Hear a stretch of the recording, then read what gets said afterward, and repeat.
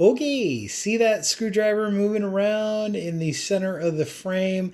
That is the hole that I created with a 1/4" drill bit to compensate for the auger. That's what she said. Let me get rid of this light. Okay, Kuda Malo here, coming at you with another exciting video. So in the previous video, I did a little short video on what hand auger I decided to purchase, try, test out, all that good stuff. Highest quality, lowest price, which is what this channel is all about. There is a link to this down in the description there down below, as well as some other bushcrafting type stuff, camping stuff, backpacking, hiking, you name it. There's a whole bunch of other products that I've tested and reviewed. So here's what's going on. Took a piece of wood. This is about, I'd say about 4.5, 5 inches long. That's what she said. It's about 3 inches in diameter. I used the hand auger and a dowel rod to get through the side of the piece of wood. I could only go about as far as about 1 inch in before the wood just won the battle. This is a piece of almond wood, which is very dry. It's probably, or was probably cut about 2 years ago. Super hard. I'm having a hard time getting through it. So I only managed to go about 1 inch in this way, and then I only got about 1/4 inch down this way.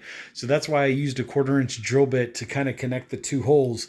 The concept here is what most people will do with the hand auger is they'll drill a hole into a piece of wood, and then they'll use this piece pounding down on it to create a dowel that they'll then put in the hole to connect more pieces of wood together to make a ladder, a stool, a bench, furniture, a chair, whatever they want to make out in the bush. So what I'm using it for is I'm trying to create a nice rocket stove, right? I'm trying to connect the two holes right here so that I can make a rocket stove, Swedish torch, whatever you want to call it. The next video that I'm going to be doing is I want to take this over to my fireplace, do a little ASMR action, just light it up and let it burn, see how long this will burn for. I'm guessing it'll burn for about an hour or so. I'm not going to put you through the hell of watching an hour-long video, but I'll at least get it lighted, get it going so that you can see. What most people will do when they're doing the rocket stove Swedish torch thing is they'll actually drill the full 1 inch hole down and then drill the 1 inch hole this way. Obviously, a lot easier to get some kindling in there, some wood shavings, which is a great idea. As I was augering through this piece of wood, I got some nice wood shavings out of that. I'm going to try to fit those in there, but still have some breathability so that the air can go through. The concept is that when you light it from either the top or the bottom or whatever, it sucks the air in through the side and then burns up the top so that the wood or the fire burns from the inside out, and supposedly it lasts longer than just trying to throw this whole chunk of wood into a fire, which would consume it quite quickly. So burning it from the inside out, supposedly, scientifically speaking, I'm no expert, but I'm guessing that it burns longer. Comment below if you have any comments, if you've done one of these in the past. This is survival at its best. Bushcrafting skills, firecrafting skills at their best. Shout out to all of the people that have gone through SEER school. If you know what that is, military, etc. I definitely appreciate your dedication to this country. By the way, Ruffles, cheddar, sour cream, good combination. This is my sweet chili sauce, in case you were curious. I've got some cereal there, testing out a whole bunch of stuff. I've got a lemon on the table, some potatoes. That's to make tomato sauce. That's a whole other story. Anyways, there will be links to this down there below in the description. Make sure to check those out. Also, some links to some other great bushcrafting stuff. I did a whole knife series for my trip.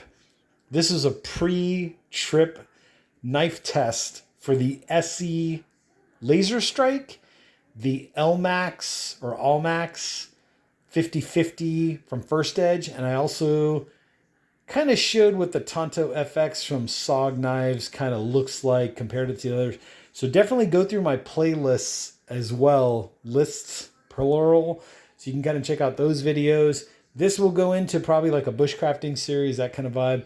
I am going up to the San Gabriel Mountains this coming weekend, which is March 3rd, 4th, and 5th. Originally, I wanted to go 2nd, 3rd, 4th, and 5th, but the roads are kind of scary. So from what I hear, the road or the trail to get to the campsite, the trail camp that I want to go to, is only going to be open on Friday. I believe they're doing some trail repair to try to clear a pathway and all that good stuff.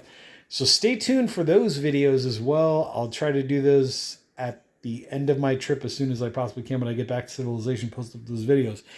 Anyways, to recap, this was the best auger that I could find, best bang for the buck. This had the most corrosion resistance from what I could tell. If you're in the bush, it's raining, you definitely want something that is not going to rust, or try to minimize the rust as possible, minimize the rusting as much as possible. So this one I like because it does have that little starter screw there, which helped me get through or inside, get the thing started. And then these are very, very sharp. So the sides are sharp, the front's sharp, very, very sharp. The concept here with all this stuff is that this leather sheath goes over this so you can kind of hold it as you're creating that dowel. And then this whole thing fits into this case. I like the fact that they do include a little carabiner here. You know, it's a cheap Chinese carabiner, but at least they gave you one. I wouldn't necessarily clip this to the side of my belt or anything. I don't trust it that much. It's not real leather. Obviously, it's fake leather. It's probably some kind of plastic or whatever. It does have a belt loop. If you do want to put this on your belt or whatever, you can kind of feed your belt through there. It does come with the carabiner. What I'll probably use this carabiner for is to hang something up at camp, like a small little flashlight or something. But it's kind of cool that they've at least thought of this kind of stuff. I'll just throw this whole thing in my pack and then take it out whenever I need it, whenever I'm going to use it. I will do some videos on this at camp, so you can actually see that in action. I'm going to be using the Silky Gomboy to cut through some pieces of wood. One thing I will definitely do up at the trail is it's best to drill your holes first. So if this was connected to a log, let's say the rest of the log was going this way, it's best to drill your side hole, drill your top hole, then cut your piece of wood. And I like this like 4 to 5 inch size by 3 inch diameter, because when you set it all flat like this, if you happen to have a grill on top or some kind of grate, you can actually do your barbecuing. You can barbecue a steak, piece of chicken, piece of meat, piece of fish that you caught, whatever it is. You can grill some vegetables. I'll show you all that stuff coming up soon this coming weekend. It's going to be a great video series. Remember to go through the playlists, plural, to check out those videos when they do get posted. And it's an open invite. If any of you watching this, subscribers, whatever, y'all want to come on up to the San Gabriel Mountains, comment in the comment section down there below. Let me know if you're coming up for the day, for 2 days, want to spend the night, if you're going to come up the whole weekend, Friday, Saturday, Sunday. Let me know. Connect with me on Facebook, Facebook Messenger, Cooter Malloy on there. There'll be a link in the description as well, how to get a hold of me on Facebook. Let's have a cup of coffee. Let's share a meal. Let's share some good quality time, safety in numbers, all that good stuff. Anyways, I will catch you all on the next exciting adventure. Remember, link to this is down there below in the description. Links to some other bushcrafting stuff.